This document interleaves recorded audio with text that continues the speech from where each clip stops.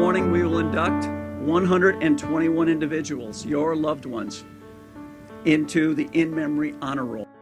Vietnam service is once more universally recognized as a true badge of pride and courage. Along with their families, they are truly the long-suffering, unsung heroes of the Vietnam War.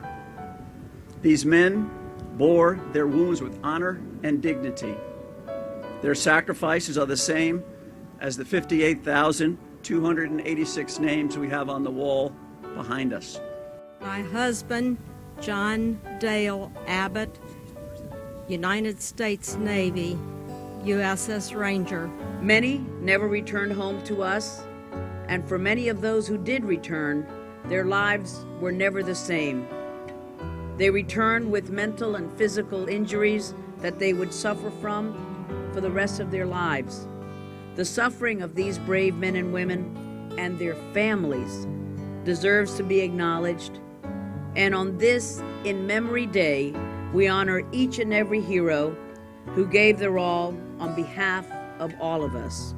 They are honoring my husband, who had gone to the U.S. Merchant Marine Academy and was on a run to Vietnam.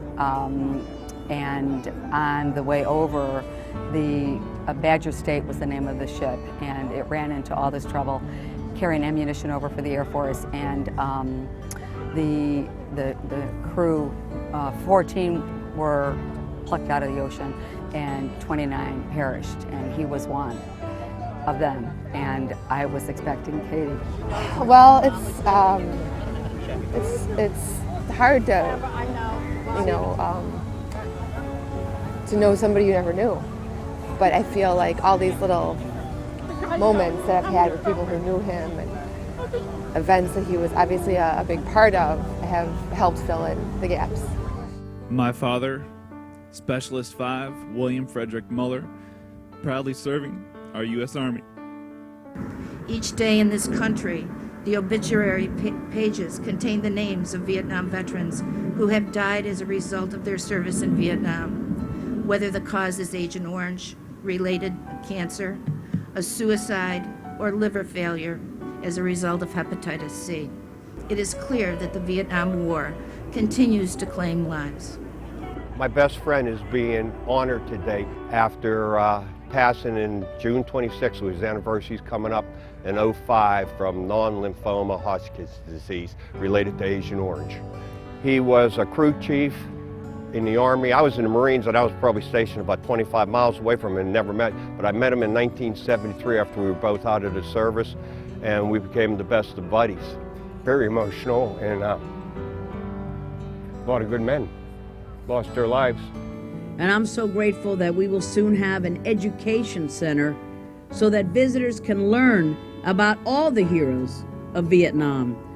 Mementos left here, including those for veterans like those we honor today, have been kept by the National Park Service and will be displayed in a permanent exhibition. The center will also serve as a temporary memorial for veterans returning from Iraq and Afghanistan.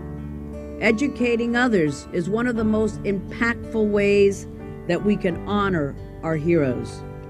I think it's going to be absolutely wonderful because you're going to be able to find out about these names that are on the wall, and I think it's just going to be wonderful, and it's going to be such an educational tool for our children and generations down that will really know what the Vietnam War was all about.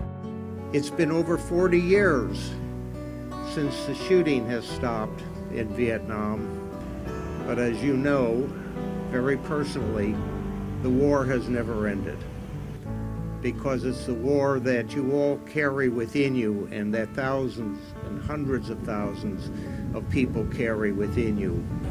I'm here today to honor my husband, to give him his last call to the wall.